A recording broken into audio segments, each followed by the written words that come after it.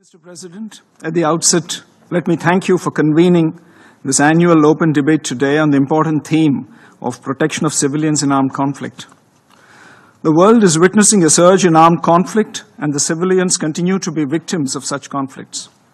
It's highly alarming to see that in 2024, as per ICRC records, the number of victims affected by armed conflict has increased, with 56,000 cases registered of missing persons alone.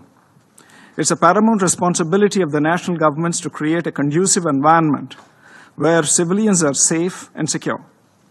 While we acknowledge the national responsibility, we should not ignore the adverse impacts of all forms of terrorism, including those emanating from across borders in today's debate on protection of civilians.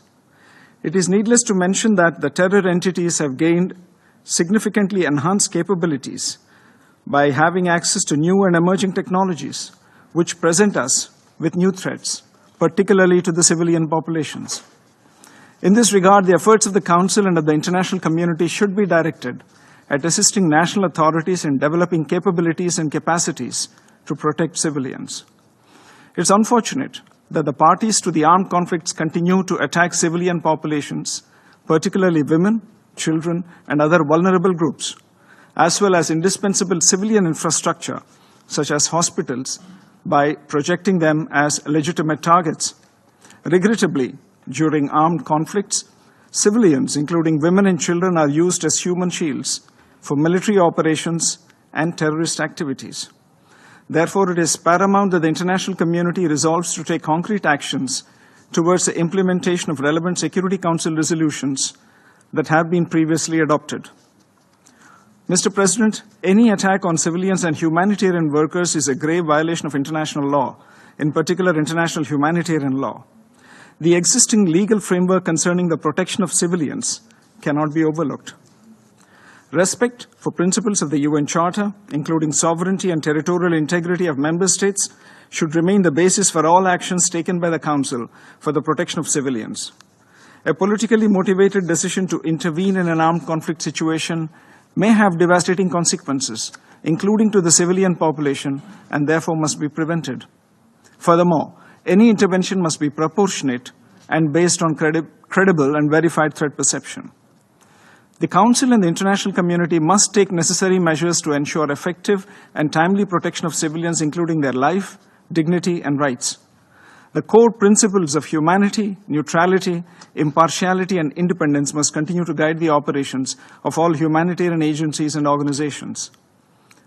Mr. President, I am constrained to respond to the baseless allegations of the representative of Pakistan on a number of issues.